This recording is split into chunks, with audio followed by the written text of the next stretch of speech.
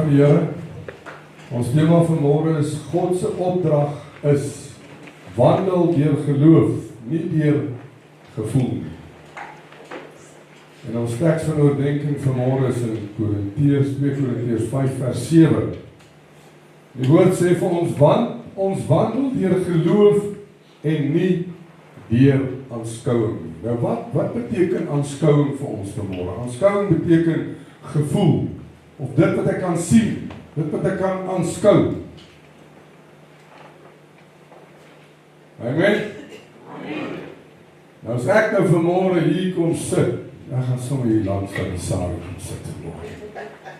Ja, so ek gaan nou net hier so sit, en dan gaan ons nou hier sit tot so, laat maak die diens gewoonlik klaar, so 11:15. Dan sal ons verdaag. Amen. Kom nie. Nee, pastoor. Okay, nou wat het nou gebeur? Jy het vanmôre hier ingewandel in geloof dat die pastoor vir jou 'n boodskap kan bring. Amen. Amen. En toe, wat gebeur toe? En toe gaan sit hy. Amen. Sien nie wat ek vir julle probeer sê, ons kom vanmôre hier in. Given how are you, my friend? Welcome. It's nice to see you again. Om vanmôre hier in te stap en te sê, nee, die pastoor, ek glo vanmôre, gaan hy vir ons 'n woord bedien. Met die ingestap met 'n verwagting, né? Dis presies wat ons as mens behoort te doen, wanneer ons op God se beloftes moet vertrou. Nou as ons kyk na die verse net voor hierdie stelling, in vers 7, en ek verwys na vers 5 en 6, waar die Here vir ons ook die volgende sê, maar hy wat ons juis hier toeberei het, is God, wat ons ook die Gees as onderpand gegee het. Daarom het ons altyd goeie moed, met die wete, dat as ons in die liggaam inwoon, ons van die Here uitwoon. Hierdie verse in die boek van Korintiërs, praat Paulus hier oor die lewe van gelowige op aarde en die hoop op ewige lewe by God. Nou, as ook op die hoop op God se beloftes. Die beloftes waarin ons glo dat wat God sê, hy ook sal doen. Nou dis die verskil tussen om te wandel op gevoel en om te wandel in geloof. Nou kom ons kyk eers bietjie na vers 5. Vers 5 sê vir ons, maar hy wat ons juis hiervoor toeberei, is God, wat ons ook die Gees as onderpand gegee het. Dit beteken die volgende, God berei jou voor vir iets groter as net hierdie aardse lewe. Met ander woorde, God berei jou voor vir ver meer as wat jy kan dink vanmôre, of ver meer as wat jy wil glo vanmôre.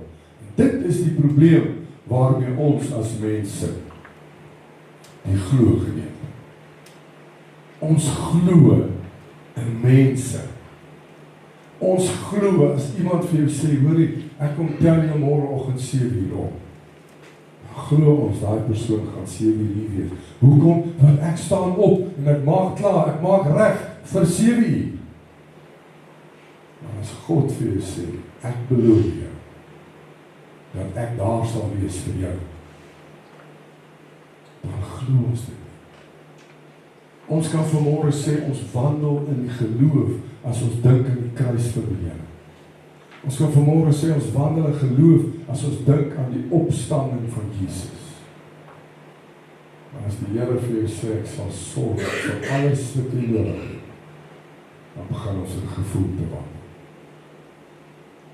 Hoekom?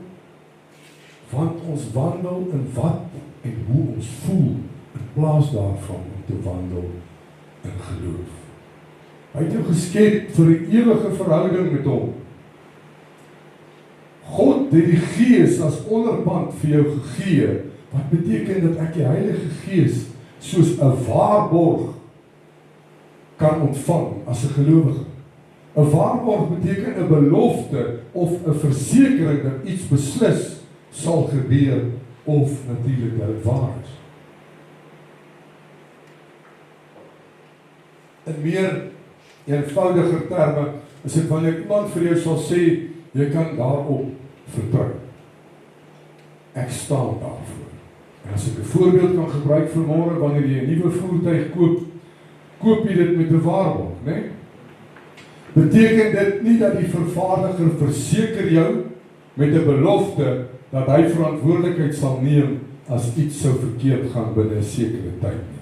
Met ander woorde, jy word gewaarborg dat as daar enige foute op hierdie voertuig sal begin plaasvind, of as daar iets sou verkeerd gaan, waarborg hierdie maatskappy jou dat hulle dit vir jou sal regmaak. En dis gewoonlik daai waarborg wat maak dat jy die rustigheid in jou hart het om voort te gaan met die aankoop van hierdie voertuig. Is dit nie so nie? As jy by 'n motor, wat noem jy dit in Afrikaans? 'n handelaar kom. En hy sê vir jou, luister, ek verkoop hierdie voertuig as is. As jy hom hier gaan in die wiele val uit, is dit jou probleem. Gaan jy hom daar koop? Nee, want hy bied jou geen waarborg. Maar as hierdie ou vir jou sê, weet jy wat, binne 6 maande enige iets fout op hierdie voertuig, bring hom terug en ek fix dit vir jou. Dat jy hierdie berusting in jou hart, dat ek kan maar voortgaan met hierdie aankoop van hierdie voertuig, want ek het 'n waarborg by die persoon. En dis presies wat God van ons sê vanmôre. Ek gee jou 'n waarborg. Staan môreoggend op, gaan uit, gaan doen wat jy moet doen. Ek waarborg jou, ek sal my hand oor jou hou. Ek waarborg jou, my kind, ek sal voorsien aan al jou behoeftes. Ek waarborg jou dit. Maar ons staan vanmôre hier en ons wonder nog steeds. Ons twyfel steeds. Terwyl God ons die waarborg gee dat ons sy kinders is, dat hy lief is vir ons met 'n onvoorwaardelike liefde. Maar hoe is dit dan dat ons rustigheid in ons harte het wanneer 'n mens vir jou sê dat ek gee vir jou 'n waarborg? Maar as God vir ons dit gee, dan twyfel ons steeds. Nou die Bybelse betekenis van 2 Korintiërs 5 vers 5, die Heilige Gees is God se waarborg of onderpand. Dit beteken, God beloof dat sy kinders aan hom behoort. God beloof ons die ewige lewe. En God gee reeds nou sy Gees as bewys aan ons dat sy beloftes waar is. Met ander woorde, die Heilige Gees is soos God se handtekening op jou lewe wat sê, ek sal doen wat ek beloof het. Die Gees is 'n bevestiging dat God se beloftes waar is en dat jy aan hom behoort. Vir my as kind van God beteken dit, ek is nie toevallig net hier op die aarde gesit nie. En God werk reeds in my lewe, selfs wanneer ek dit nie altyd raak sien nie. Die Heilige Gees is God se waarborg dat hy jou nooit sal los. As ons kyk na vers 6 vanmôre wat sê, daarom het ons altyd goeie moed en weet dat ons in die liggaam inwoon, ons van die Here uitwoon. Hier kan ons sien dat Paulus vir ons sê, solank ons nog op aarde leef ons in hierdie menslike liggaam. Dit beteken ons is nog nie volledig by die Here soos eendag wat sal wees wanneer ons in die hemel is. Maar ons hoef nie bang, moedeloos of kleingelowig te wees nie. En dit beteken nie God is nou ver van ons af, as ons nou vanmôre sê, dat ons is nog nie volledig by God, God is deur ver, en ek is hier nie. Nee, God is by jou. Maar daar kom nog 'n volle, perfekte teenwoordigheid saam met hom, die dag as jy hierdie lewe verlaat, of wanneer Jesus op die wolke gaan terugkom. En u glo vanmôre, u stap, as ek vanmôre vir elkeen van u vra, glo u dat Jesus gaan terugkeer op die wolke om ons te kom haal, sal u elkeen vir my sê, glo dit, soos wat ek glo, my naam is Chris, glo ek, dat eendag gaan God weer terugkeer op die wolke. Met ander woorde, ek wandel in hierdie geloof, dat ek weer Jesus Christus op die wolke gaan sien terugkom, om elkeen van ons te kom haal. Amen. Ons wandel in daai geloof, maar as dit by sekere dinge kom in ons lewens, as dit in my persoonlike lewe kom, as dit kom in my finansies, as dit kom in my werk, as dit kom in my verhouding, my huwelik, alles waarmee ek dalk sukkel, dan begin ek wandel op dit wat ek sien, dit wat ek ervaar, dit wat ek voel. In plaas van wat vir die Here te gee en sê, Here, ek wandel in geloof dat my finansies sal regkom. Ek wandel in geloof dat my verhouding, my huwelik, my werksomstandighede, maak nie saak wat dit is nie. Ek wandel in geloof en ek weet verseker dat God vir my sal neerkom. Amen. Amen. Kerk, die moeilike tye in ons lewe beteken nie die einde van ons storie. Onthou een ding vanmôre, hierdie wêreld is tydelik. En die Here gee altyd vir ons moed, selfs wanneer dinge begin onseker lyk of onseker begin voel vir ons. Vers 7 wat ons teks van oordeenking is vanmôre sê, want ons wandel deur geloof en nie deur aanskouing. Hier lê die kern van ons boodskap vanmôre. Luister nou mooi, om deur geloof te wandel beteken die volgende: jy vertrou God selfs wanneer jy nie alles verstaan of kan sien gebeur. Ek gaan dit weer vir julle sê. Jy vertrou God selfs wanneer jy nie alles verstaan of alles sien gebeur. Om op God te vertrou wanneer jy nie alles verstaan of sien gebeur nie, is een van die diepste vorme van geloof. Dit beteken jy kies om op God se karakter, sy woord en sy getrouheid te steun, selfs wanneer die omstandighede vir jou iets anders probeer bewys. As mens wil ons gewoonlik eers sien, dan glo ons. Daar selfs 'n gesegde wat sê, seeing is believing. Hoeveel van ons sê dit? Seeing is believing. As iemand vir jou een keer gedrop het en hy sê, ek sien jou môreoggend 6:00 dan sê, oh, ja, ek sal wel eers wag en kyk jou. Amen, dis wat ons doen. Dis wie ons is. Seeing is believing. Ek beloof jy, ek sal nie weer gesuip by die huis aankom nie. As die vrou sê, oh, Vader, toch, ja nee, kom ons, wacht maar eens en kyk, nee. Daar het ek al hoeveel keer gehoor. Want dis wie ons is, dis wat ons is. Ons wil eers sien, dan wil ons glo. Ons wil antwoorde hê, sekerheid hê, en verstaan hoekom sekere dinge in ons lewens gebeur. Maar ek wil vir u sê vanmôre, geloof in God werk totaal en al andersom. God vra ons dat ons eers op hom vertrou en later probeer verstaan hoekom ons dit moet doen. God vra u vanmôre, vertrou jy op my? Later sal jy sien hoekom jy dit gedoen het. God vra nie vanmôre, wag en sien eers wat gebeur voordat jy op my vertrou. Dis nie hoe dit werk nie. Dink bietjie aan iemand wat in 'n donker stap met 'n klein liggie voor hom. Daai liggie wys nie die hele pad vooruit tot aan die einde nie. Daai liggie wys net vir jou die volgende tree of die volgende paar tree wat jy stap. Dink bietjie vanmôre daaraan. Dis pikdonker en jy loop met 'n ou klein liggie. En al wat jy kan sien is hierdie stukkie hier voor jou. Jy sien nie die hele pad nie, maar jy vertrou op daai liggie dat oral waar ek gaan stap, gaan ek uitkom by die plek waar ek wil uitkom. Jy hou aanstap omdat jy vertrou dat die pad vir jou vorentoe sal oopgaan. Dis hoe geloof ook werk. God wys nie altyd die hele plan vir ons op een slag te kyk. Maar hy gee genoeg genade vir elke tree wat ons gee. Dis soos om in 'n trein te sit, terwyl jy buite en om jou kan sien, voel jy half ek is in beheer. Ek kan sien waarheen ek op pad is. Wie van julle het al trein gery? Gebeur seker nou nie meer nie, né? Want daar is nie meer spore nie. Die infrastruktuur van die ANC het alles gefaal in hierdie lewe. Maar in elk geval, as jy op hierdie trein sit en jy kan uitkyk by die venster, ek onthou jare terug het ons vir my suster gaan kuier in Rodepoort, en ons sommer op die trein geklim, en dit was die lekkerste tyd om so by die trein uit te kyk en te sien hoe alles hier verby jou gaan. Dit is amper soos motorbike ry. Die van julle wat nie motorbike ry nie, man, jy mis baie in die lewe. Man, ek sê vir jou, as jy eers op daai ding geklim het, alles soos hier om jou, by jou, dis die natuur, jy is in die natuur in. En as jy in daai trein sit, dan voel jy half ek is in beheer, want ek kan sien waarheen ek op pad is.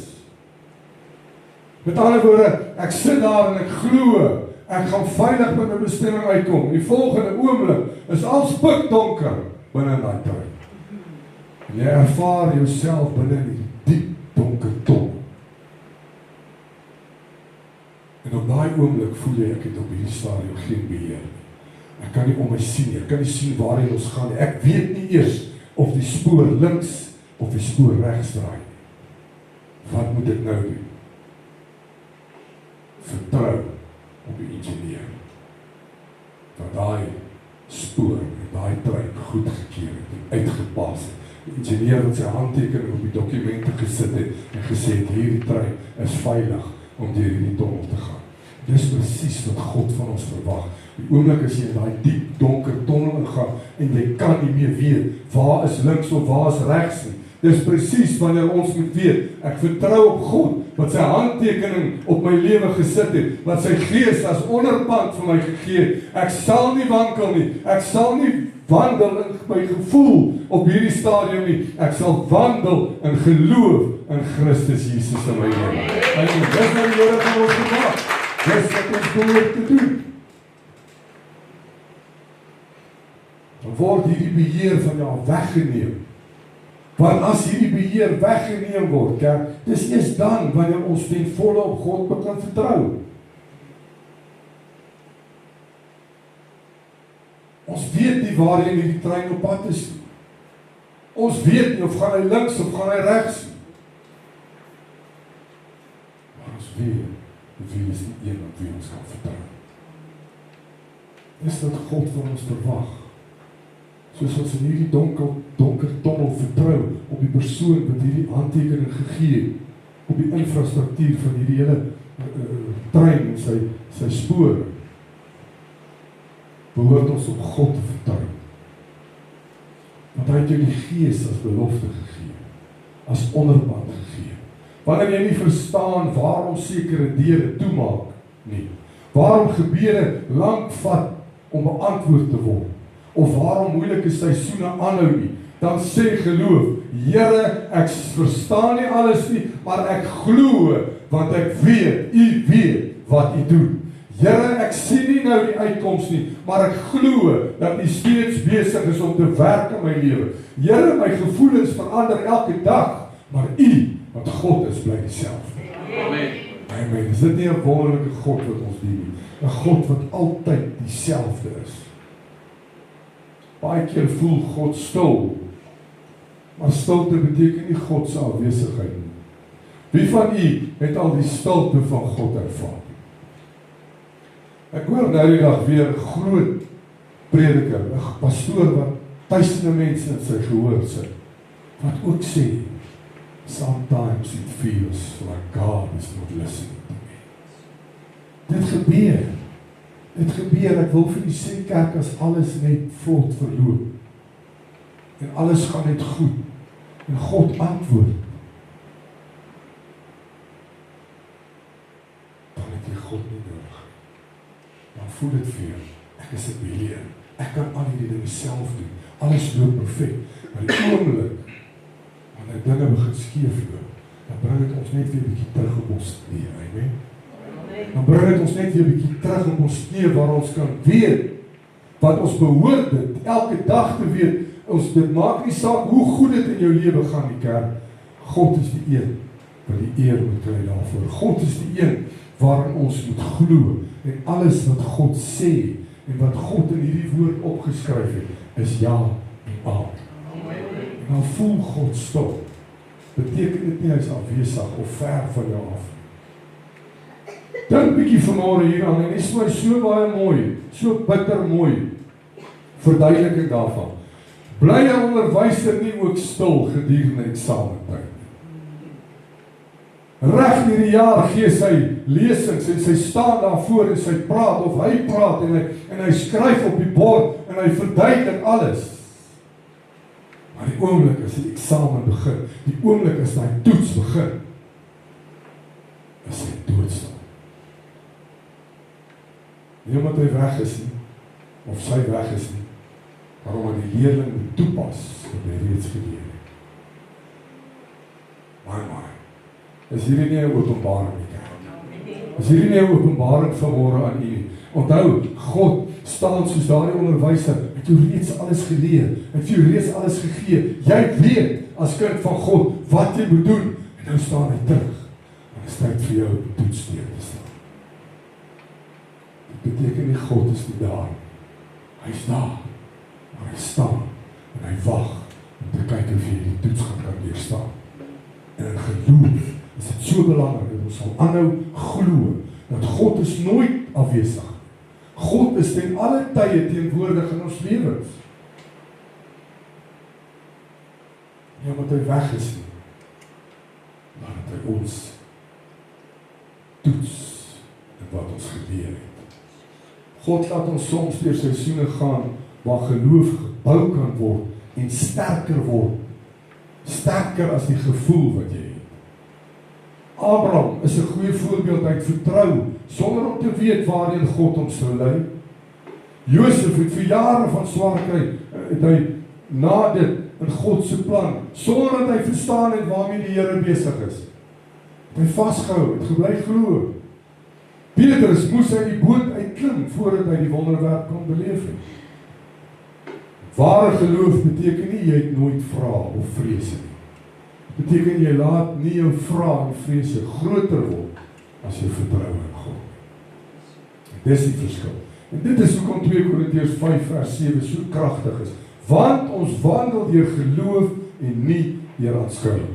Met ander woorde, ek wandel en ek leef nie net op dit wat ek kan sien of volgens dit wat ek kan voel nie. Nee, ek kies eerder om te wandel en te leef volgens wie God is. Met ander woorde, ek wandel in geloof. Aanskouing beteken dat jy fisies kan sien of kan voel. Geloof sê vir ons God werk, al lyk dinge stil. Geloof sê vir ons God is getrou, al voel ek swak, al sukkel ek. God se woord sal nooit verander nie. Geloof vertrou God se woord meer as die tydelike gevoelens of ons omstandighede waarin ons onsself bevind. En hierdie vers leer ons, jy moet nie jou lewe bou op jou gevoelens, jou vrees en die sigbare omstandighede of menslike logika alleen nie, maar op vertroue in God.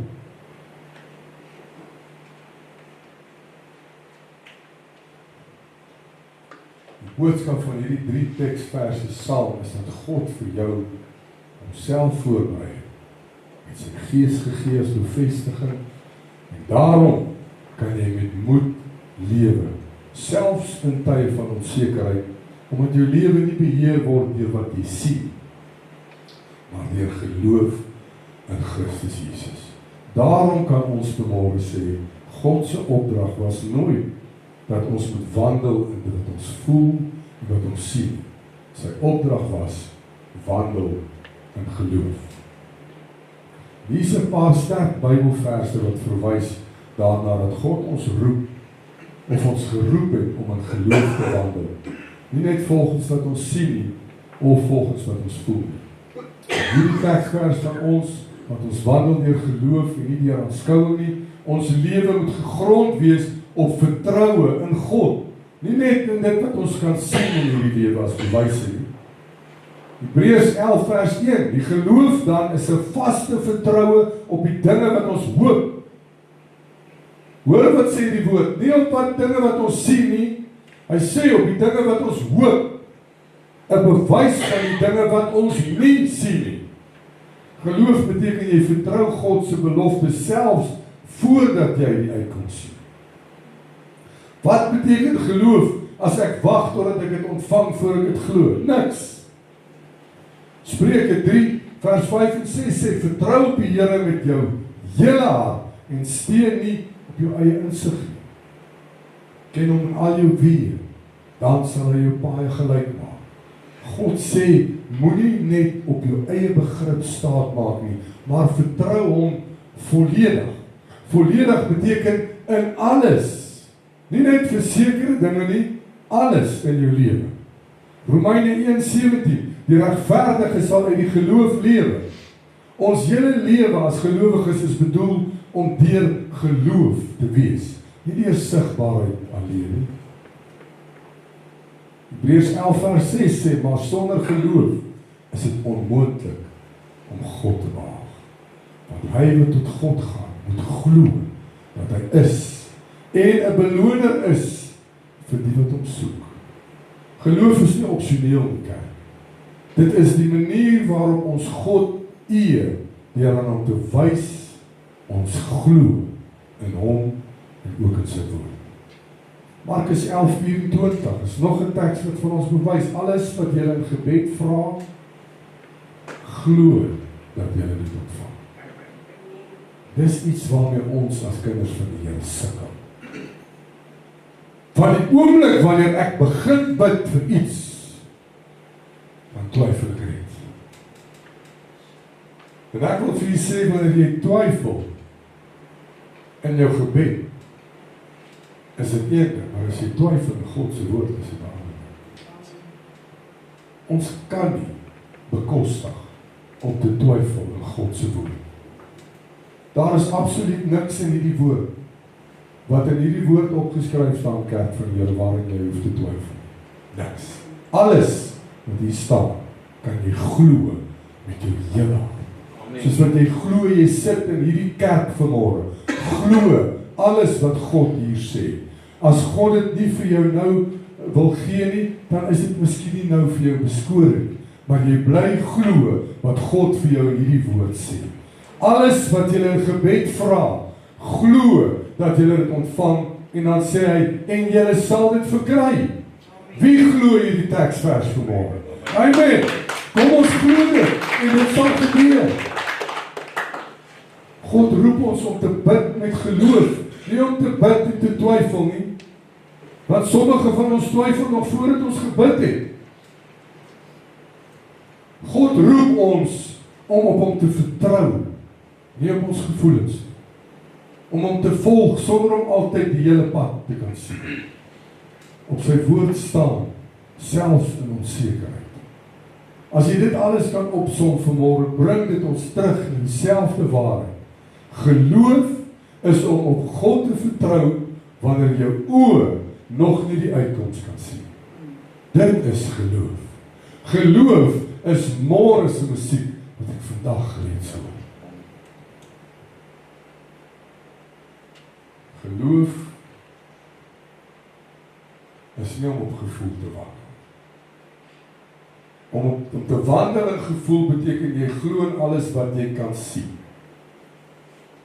Nou kom ons gebruik jou voertuig se brandstofmeter of petrol gauge vir die van julle wat nie weet wat dit in Afrikaans is. As hy wys jy het nog 'n half tank brandstof oor, glo jy sonder enige twyfel dat jy ten minste van hier af tot in Rustenburg kan ry. Is dit nie so nie? Amen. Maar as jy see toe moet ry, gaan jy iewers moet stop vir brandstof.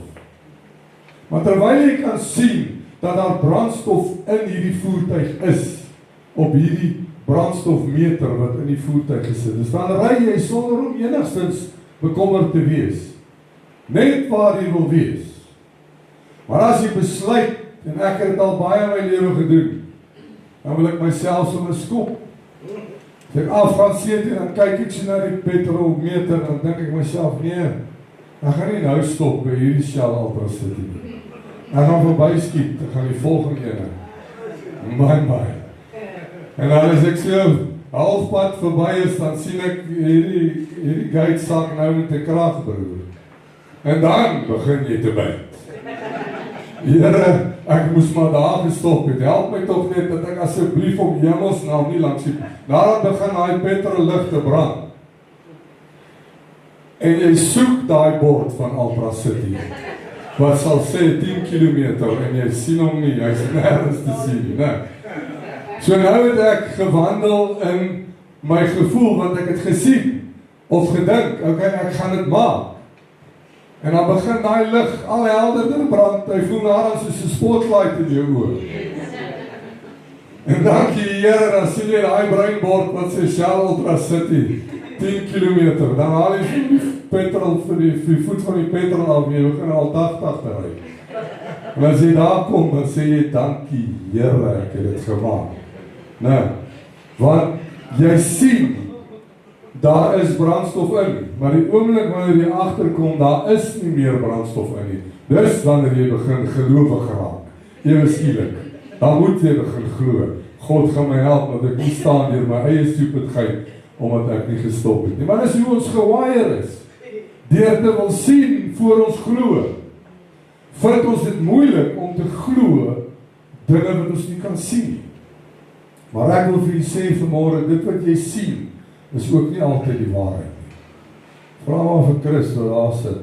Sy guides het gewys, daar's nog 'n klaar tank diesel en toe gaan staan ons sonder diesel.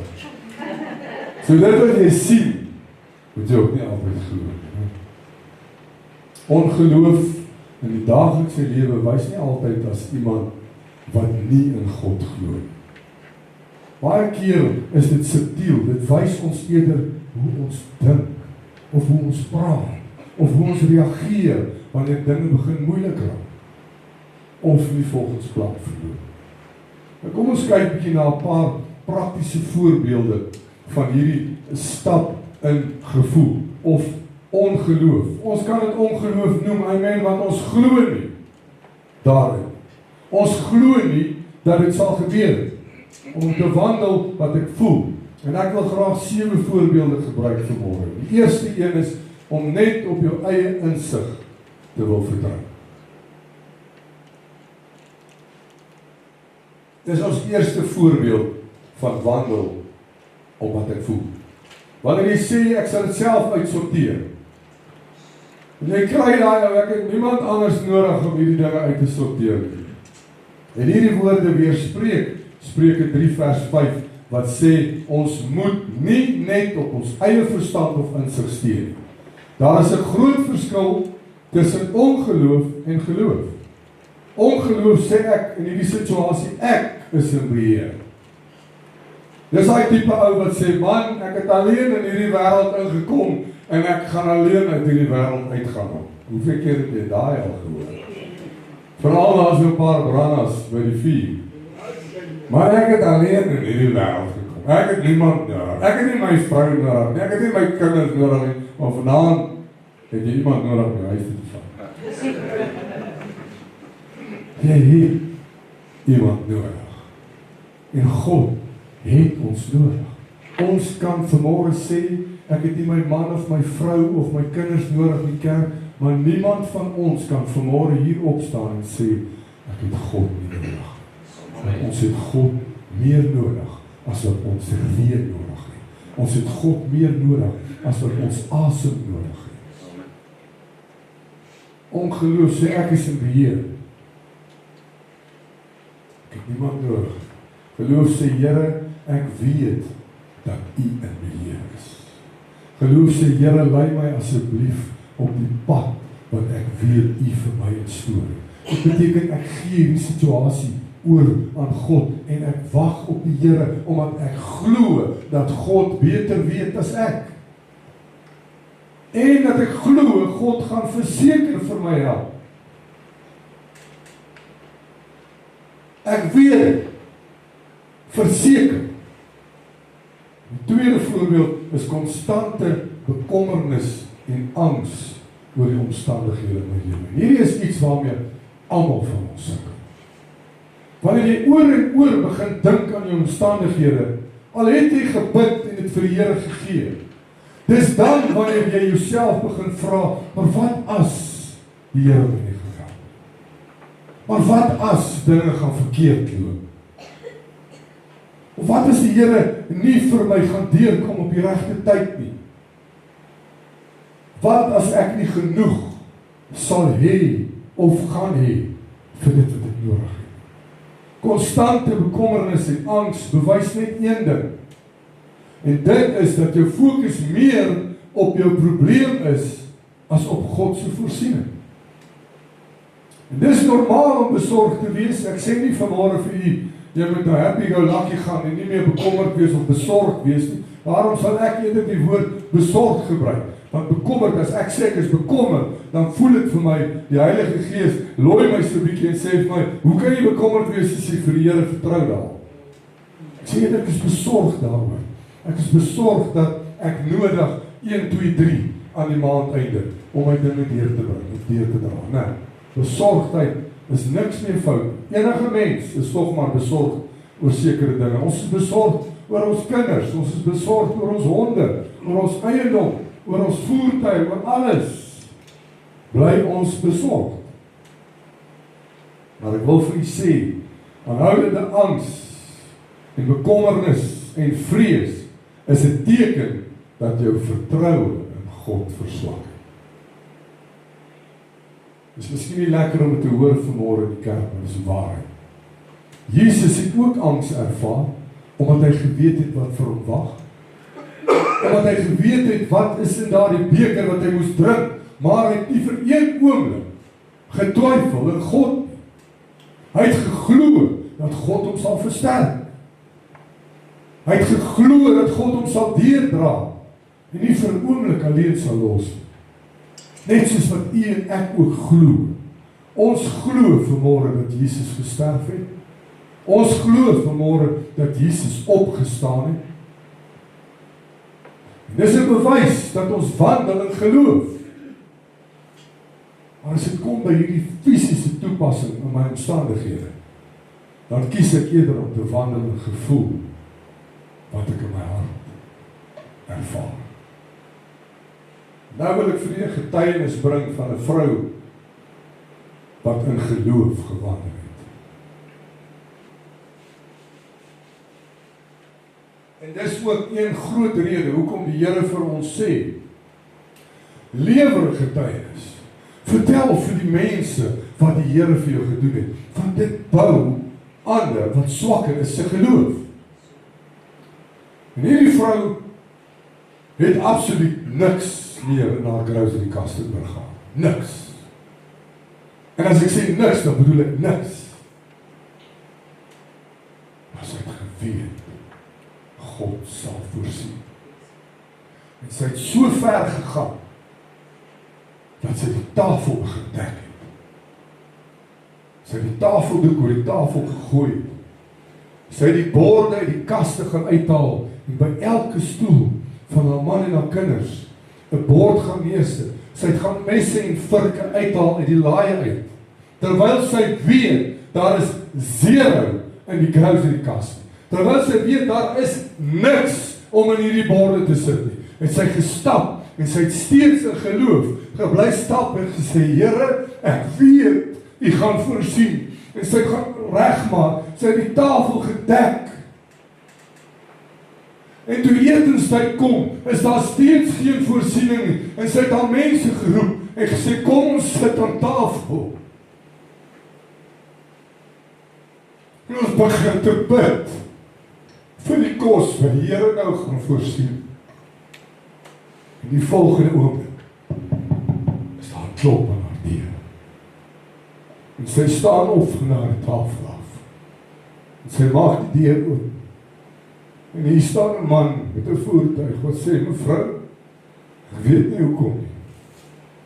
Maar die Here het vir my gesê dat ek vir jou hierdie kattebak vol kruisies bring.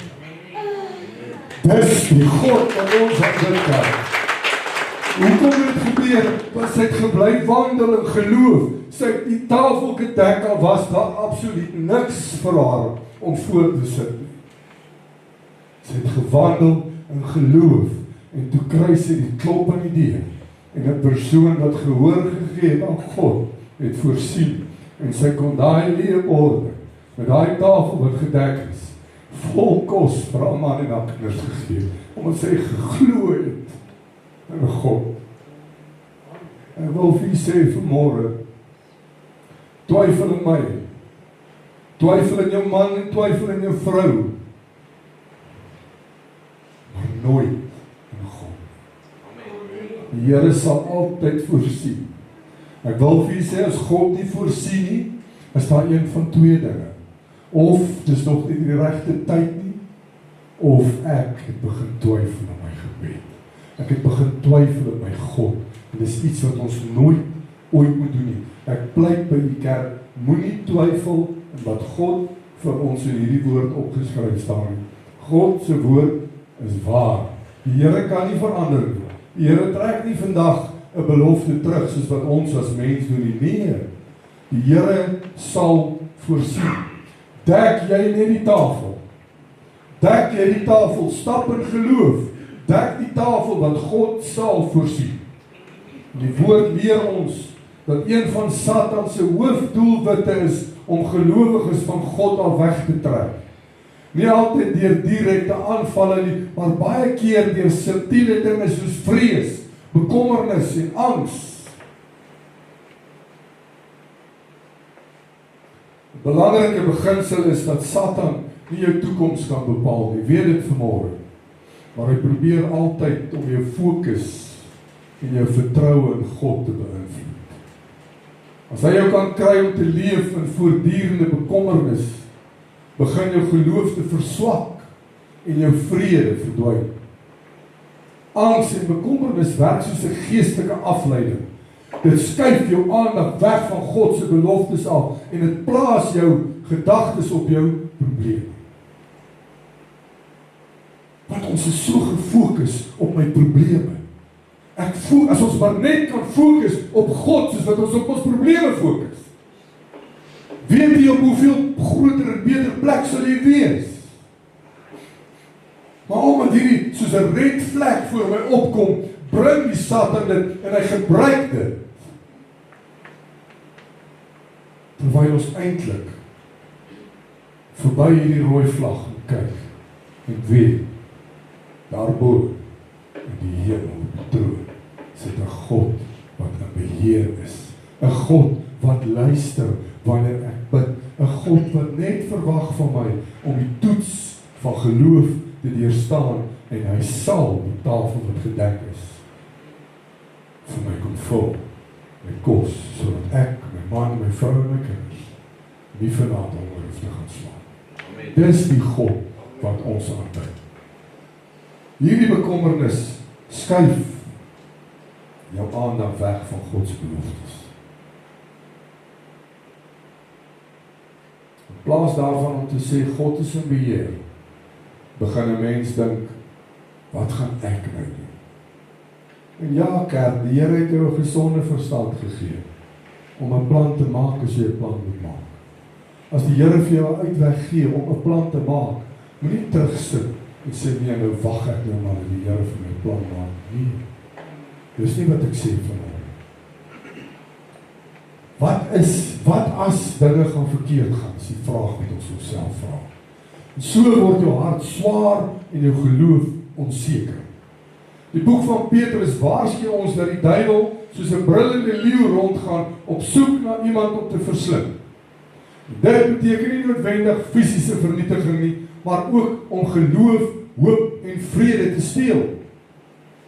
1 Petrus 5 vers 8 sê, wees nigter en waaksaam, want julle teestander, die duiwel, loop rond soos 'n brullende leeu en soek wie hy kan verslind. Maar ek dank die Here vir die woord wat U vir ons gee in Filippense. Filippense 4 vers 6 en 7 sê, wees oor niks besorg nie, maar laat julle begeertes en alles deur gebed en smeking met danksegging bekend word by God, en die vrede van God wat alle verstand te bowe gaan, sal julle harte en julle sinne bewaar in Christus Jesus. Amen. Die belofte is dat God se vrede ons harte sal bewaar. Dit beteken dat angs en bekommernis kom nie van God af nie. Dit kom van die vyand af. Want hy wil jou geloof verlam. Dis die doel van dit. En vrees kom om jou vertroue te breek. Maar God se waarheid bring vrede en stabiliteit terug in ons lewens. Wat belangrik is om te verstaan vanmôre, is nie elke gevoel van angs is direk van die Satan af. Baie keer is dit ook deel van die menslike spanning, die druk van jou omstandighede. Maar geestelik gesproke gebruik Satan dit dikwels as 'n strategie om jou weg te trek van God af, om jou vertroue te breek in die Here, om jou geloof te verswak in God en die beloftes wat hy vir jou gee. Met ander woorde, ons weet vanmôre dat Satan altyd sal probeer om jou eerder te laat fokus op wat verkeerd kan gaan in jou lewe en in jou huidige omstandighede, waar God jou nooi om te vertrou op wat hy reeds aan jou beloof het. En daarom word ons geroep om nie in vrees te lewe nie, maar in geloof en vrede.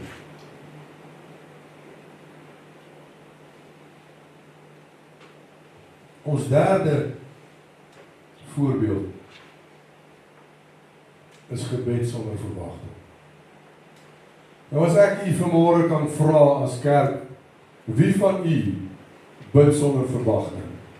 Gaan u dalk vir my sê, nee, niemand nie. Maar ek wil vir u sê, die oomblik as jy bid vir iets, en jy het nie hierdie verwagting in jou hart, dat jy weet, so waar as wat jy lewe, God gaan dit voorsien, dan bid jy sonder verwagting. En gebed sonder verwagting, kerk, beteken absoluut niks. Gebed sonder verwagting is wanneer 'n mens wel tot God bid, maar diep hier in jou hart nie werklik glo of hoop het dat God jou sal antwoord. Dat jy nie werklik glo dat God sal ingryp of dat God iets sal verander in jou lewe. Met ander woorde, hierdie gebedslewe van jou word nou meer 'n plig as 'n lewende gesprek van geloof tussen jou en God. Dit gebeur gewoonlik wanneer iemand teleurgesteld is, lank wag vir 'n antwoord dalk of gewoond geraak het aan die moeilike omstandighede waarin jy heiliglik lewe. Dan begin bid sonder die innerlike sekerheid dat God steeds aktief en betrokke is in my lewe. Dit raak 'n plig. Jy bid omdat jy hier in jou agterkop vir jouself sê, dis die regte ding om te doen. Dis my plig, ek moet bid. Ek moet soggens bid, ek moet saans bid. Ek moet bid wanneer ek 'n bord kos voor my neersit. Maar wie van ons bid werklik? Wanneer ons eet? Werklik? Bid jy om vir God werklik dankie te sê? Om dankbaarheid aan God te bewys vir die kos wat voor my neergesit is. Wie van ons doen dit uit ons harte uit? Werklik? Of doen ons dit net omdat dit die regte ding is om te doen? My ouers het my geleer van kleins af om te bid voordat ek eet. Nou bly ek dit maar doen. Wat beteken dit vir my? Niks. Joyce Myers het eendag op 'n video gesê, hulle die aand laat van die huis af van die werk af gekom, sy op haar missie en haar man op sy missie, en hulle kom by die huis en het sommer takeaways gekry, en hulle die takeaways daar in die borde gesit, en die mikrogolf gesit, en toe hulle begin eet, toe sê dankie Here vir die kos, sien die kos in ons liggaam, die hande word daarvoor voorberei, bla bla bla, en die oomblik toe sy sê amen, toe besef sy waarmee sy eintlik besig. Dis 'n resitasie wat sy opgesê. Sy sê vir haar man, wag. Hierdie kom ons net so agterlos. Sy begin bid. Sy sê, Here, ek is werklik dankbaar vir die voorreg wat ek het om vanaand by hierdie tafel te kan sit saam met my man. In vrede. 'n bord kos te kan geniet wat U voorsien het. Nie wat ek voorsien het nie. Maar geld wat uit my sak het gekom het omdat die koopkerk is nie van my af. Dis God se voorsiening. Omdat ek geglo het, God sal voorsien. Amen. As ons glo dat God sal voorsien, sal God voorsien. Dis die God wat ons dien. Dis die God wat ons aanbid. Ons het dit hoeveel keer in die woord al gesien. Dat God verwag van jou om met 'n verwagting te bid.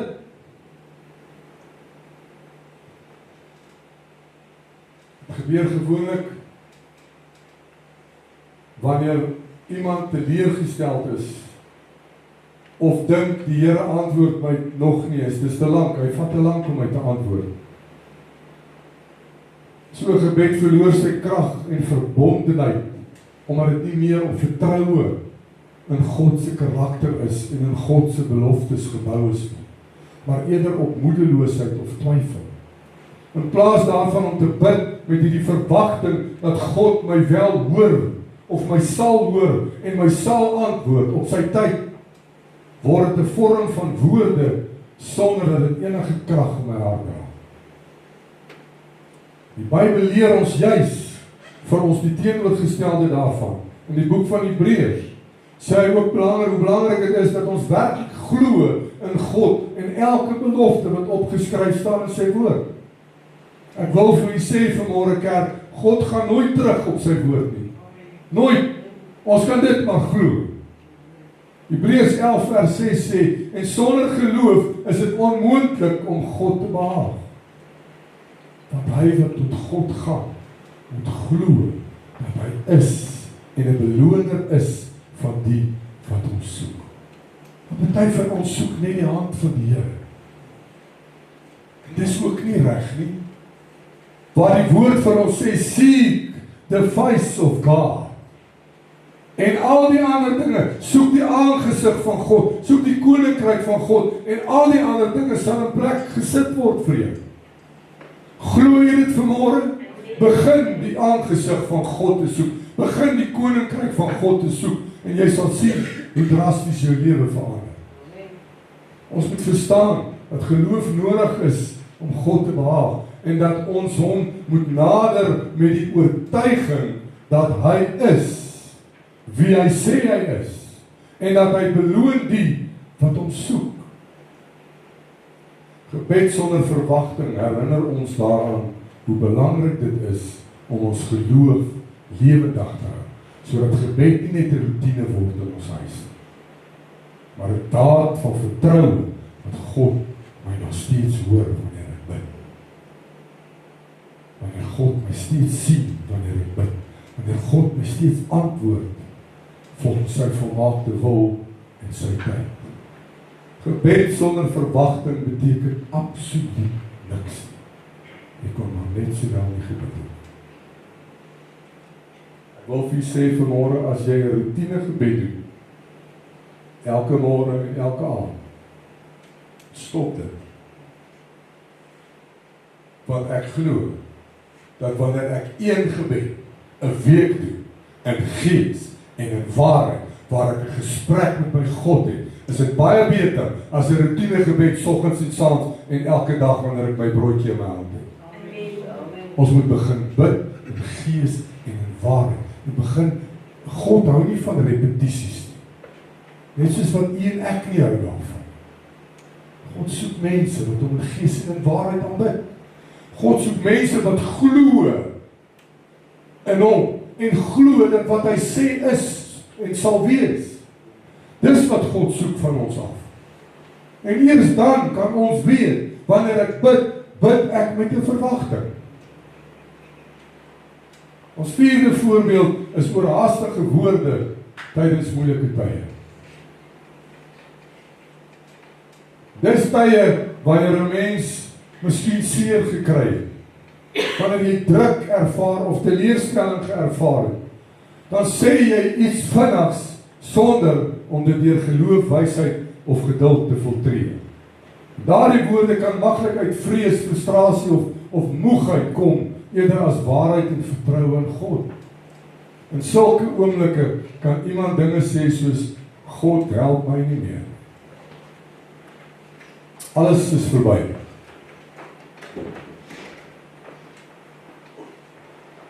Alles is verby. Maak nie saak wat ek doen nie. Niks verander.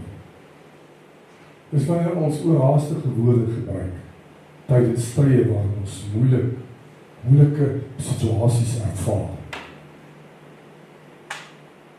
In sulke oomblikke is wanneer ons gewoonlik woorde uithou. En ons sal sê, ek sien geen uitkoms in hierdie. Selfs al weerspieël dit nie die volle werklikheid van God se getrouheid, is ons nog steeds vinnig om hierdie negativiteit uit te spreek. Hierdie soort woorde is gevaarlik, omdat dit nie net jou eie hart beïnvloed nie, maar ook jou geloof verswak en jou perspektief rondom hierdie situasie al hoe donkerder maak. Meer donkerder as wat dit werklik is. Die Bybel waarsku ons oor die krag van woorde. En hy herinner ons in Spreuke 18:21 dat dood en lewe gespreek word met hierdie tong. Dat dood en lewe lê in die mag van die tong. En dit wys vir ons hoe belangrik dit is om selfs in moeilike tye nie te vinnig te praat vanuit jou emosies nie. Wanneer ons oorhaastig praat, verklaar ons dikwels ons pyn eerder as God se beloftes. Maar geloof roep ons om stil te word voor God, te dink en ons woorde te laat ooreenstem wat in God se woord vir ons gesê het. Daarom leer moeilike tye ons nie net om omstandighede te kan hanteer nie, maar ook om ons mond en ons hart te bewaak. Sodat ons woorde nie wanhoop uitspreek, maar eerder ruimte maak vir hoop, vertroue en herstel in God se tyd. Dit is gewoonlik wanneer iemand sê, God hoor my nie meer nie, of God help my nie meer nie, of God wil my nie meer help nie, of ek is alleen in hierdie situasie, of God is ver van my af. Nee, kerk, ek wil vir u bemoedig vanmôre, en dis iets waarin ons almal kan vashou vanmôre. If God brings you to it, He will bring you through. Amen. Kom ons gee die Here lof op. God sal jou nie in 'n situasie inbring waarin hy jou nie kan uitkry nie. If He brought you to it, He will get you through it. Die negativiteit kom dikwels voor as gevolg van hierdie situasies waarin ons onsself bevind. Pyn of teleurstelling, maak nie saak wat dit is nie. Dit kan ook 'n bewys wees dat jou hoop en vertroue in God begin verswak.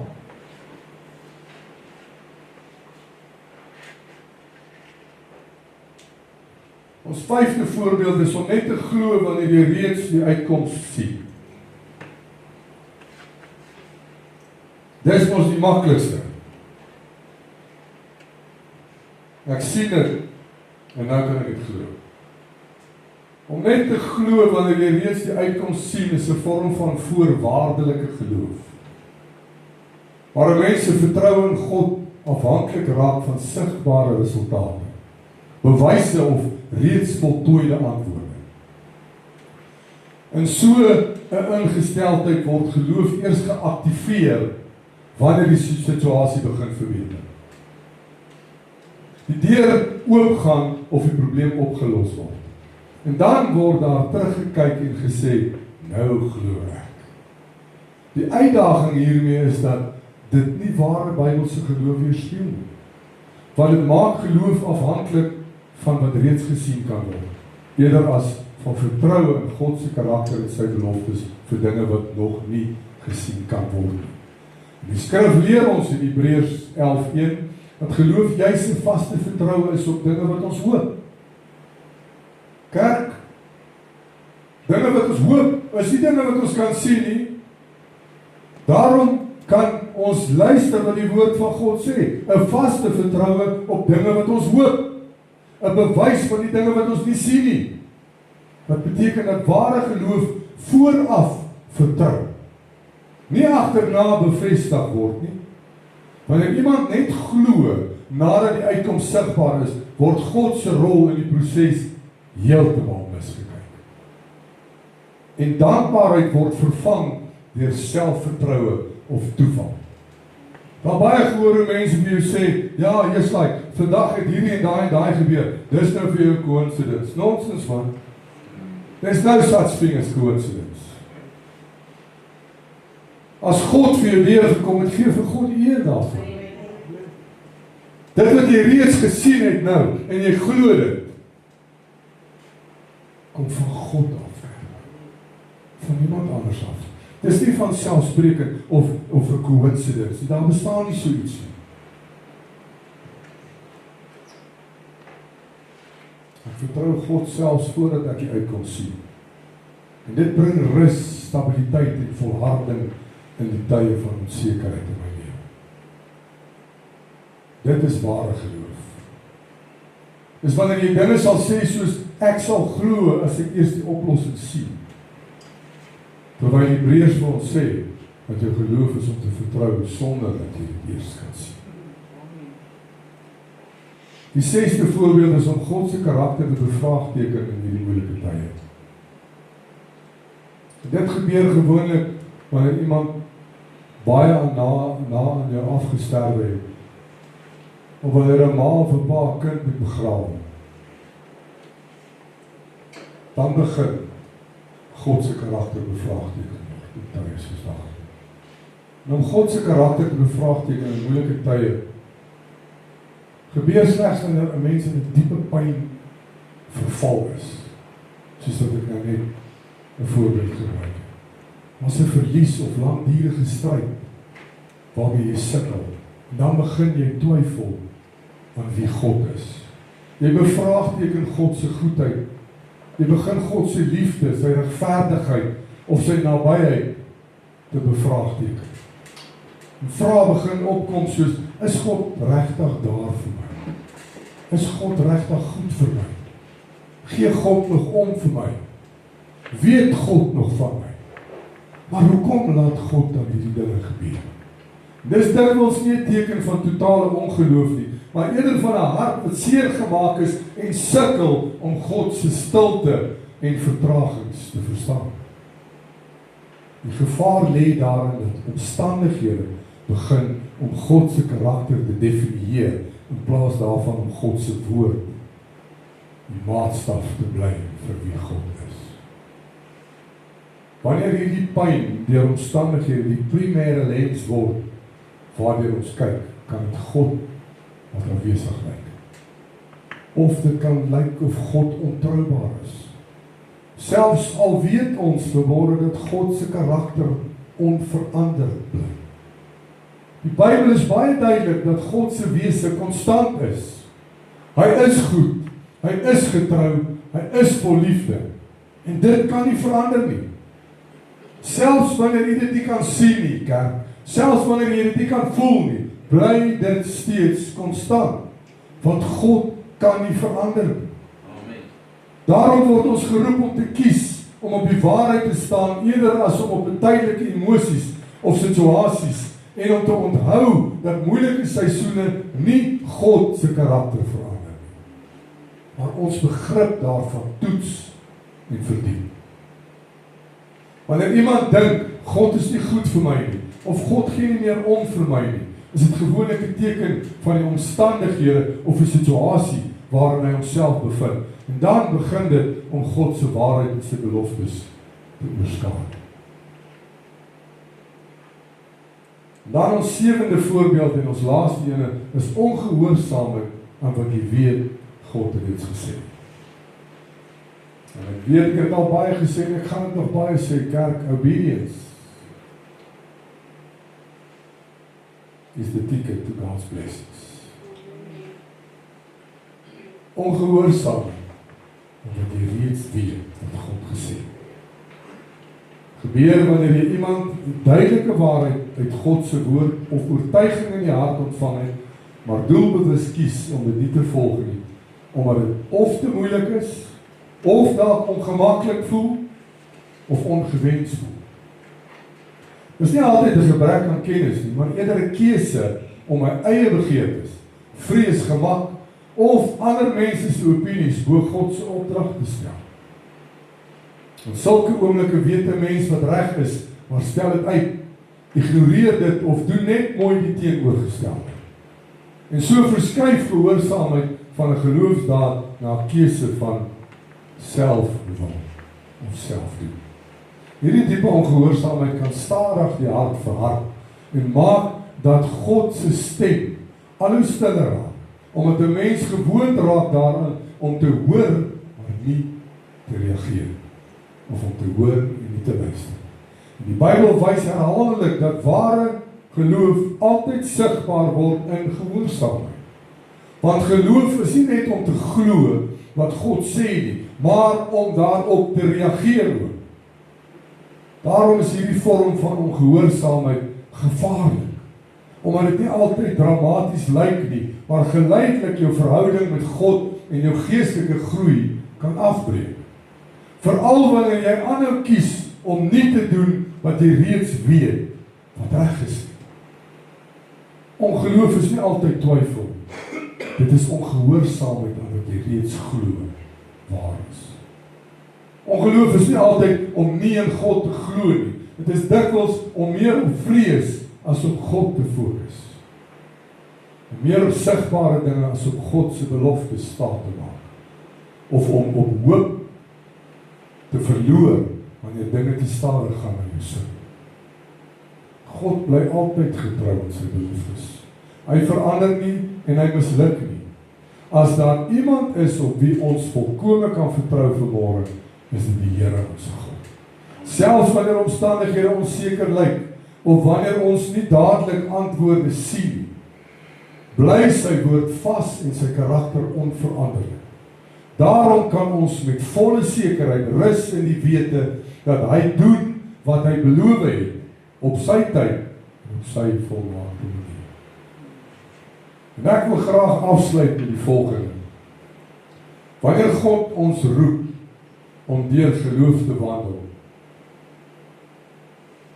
en nie deur gevoel nie, nooi hy ons uit om ons lewe nie te bou op wat ons sien of ervaar in die oomblik nie, maar op wie hy is en op wat hy beloof het.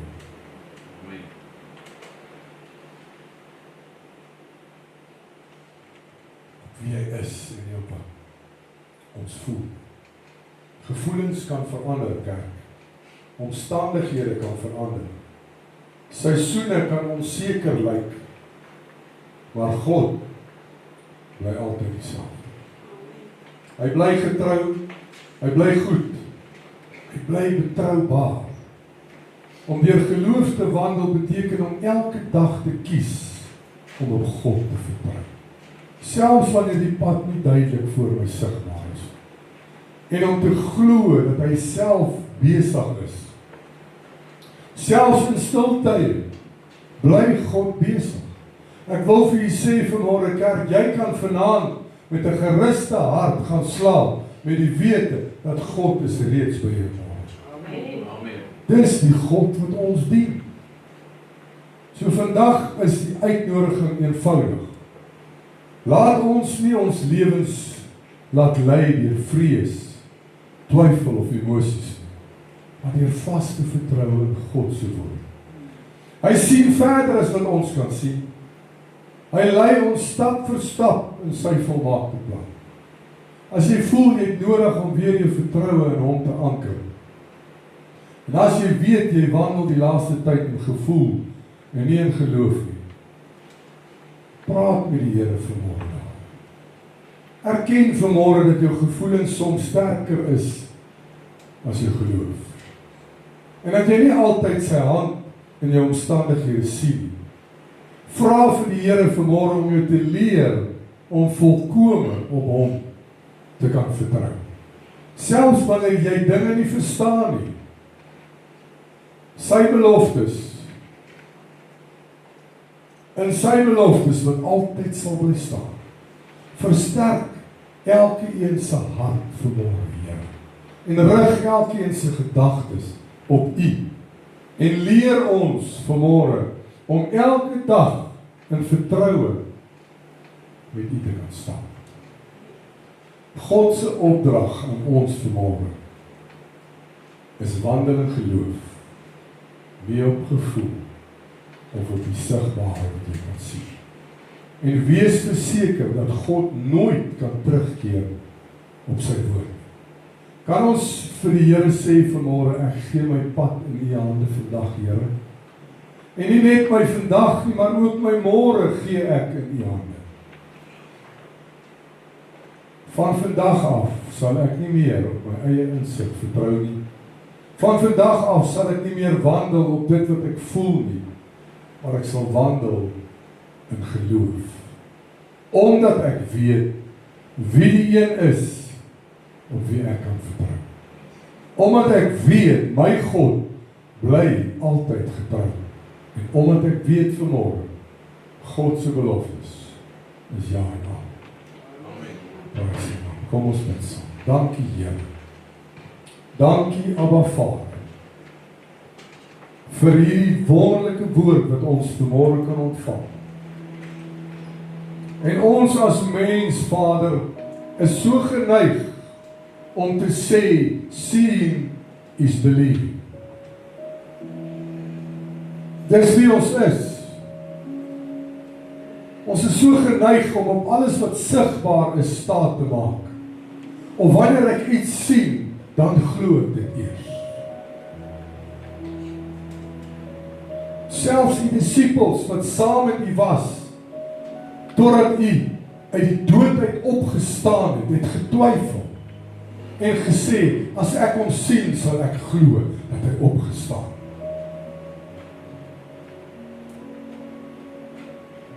Waarom kan ons vanmôre sê, Here, ons weet, dit is menslik. U moes self gesê, voel hier, kyk hierdie letsels aan my hande, voel hierdie gat in my sy waar die swaard ingesteek was. Eers dan sal jy glo. Maar dankie Here dat die woord verder gaan en sê vir hulle wat glo, al het hulle nie gesien. My. Vir hulle wie glo, al het hulle nie gesien. Lê daar 'n kroon in die hemel. En ek dank U Here daarvoor. Dankie dat ons vanmôre ons geloof totaal en al kan vrystel in die Here ons God.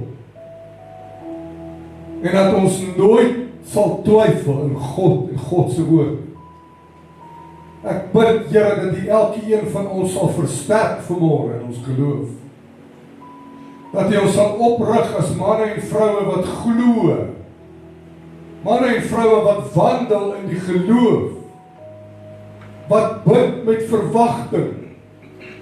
Wat weet dat ons weet God se beloftes bly staan vir altyd. Dat ons vanmôre met die wete hier staan dat God kan nie verander nie. Dat ons vanmôre kan teruggaan op die woord en glo dat dit wat daarin staan vir elkeen van ons ja en amen is. As ons vanmôre net in daardie een teks kan vashou wat sê, bid en vir julle sal gegee word. Glo en vir jou sal gegee word dit waarvoor jy bid.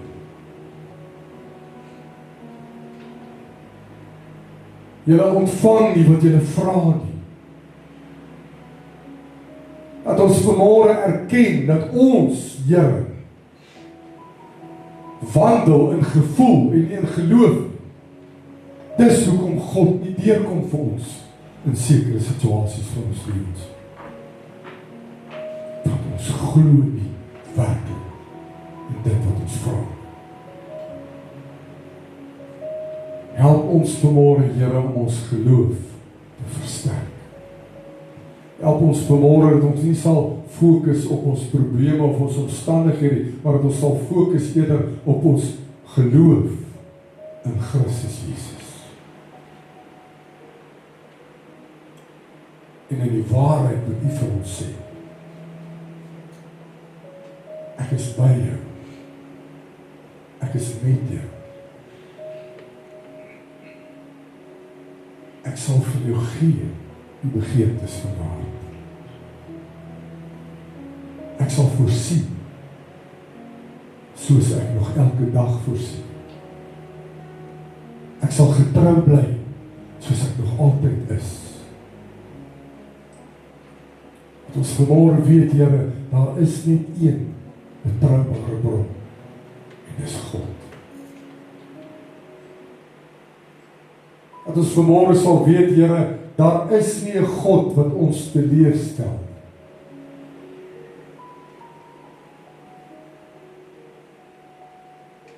Versterk ons geloof vanmôre. Help ons dat ons volle vertroue in God alleen sal plaas. Dat wanneer ons vir U, ons probleme, of ons omstandighede, of ons bekommernisse, of ons besorgdhede voor die voete van Jesus lê, dat ons dit daar sal los. En sal glo dat God besig is om daarmee te werk. En wanneer U deurkom vir ons, dat ons sal terugkom met 'n getuienis, om die wat in die banke sit, wat nog twyfel in God se getrouheid, hierdie getuienis kan bring, sodat hulle geloof ook versterk kan word daardie. Elke een van ons wat hier is vanmôre, is 'n lewende getuie van die goedheid van God.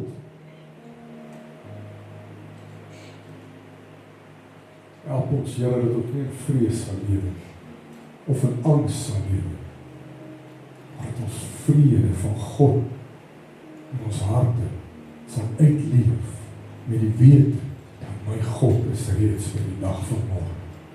God is reeds daar, waar ek nie nou kan sien. Hy sal altyd daar wees. Mag u wonderlike naam verheerlik word in hierdie oggend. In hierdie diens, deur hierdie woord wat uitgegaan het, mag u naam verheerlik word daardeur. Mag elkeen van ons hier uitstap en die wete vanmôre, dat God is die een wat getrou is. God is die een in wie ek my volle vertroue kan plaas. Hy is die een in wie ek kan glo met my hele hart, my hele siel, my hele verstand. Ek dank u vir hierdie woord. Ek dank u dat ek kan bid en vra dat u as die Gees, die onderpad, die belofte wat God aan ons gegee het, waarin ons elkeen glo dat u hier is, dat u in ons harte woon, dat u die naprediker van hierdie woord sal wees, dat u ons op ons vingers sal tik wanneer dit nodig is, dat u ons harte verander, dat ons ten volle om ons maker kan vertrou. Dank u vir die voorreg, dank u vir die eer, en dank u Here dat ek vanmôre u seën oor elke een kan uitspreek. Ons eer u, ons loof u, en ons aanbid u soewerein genaamd voor. En ons dank u vir alles wat u vir ons doen, Jesus naam. Amen.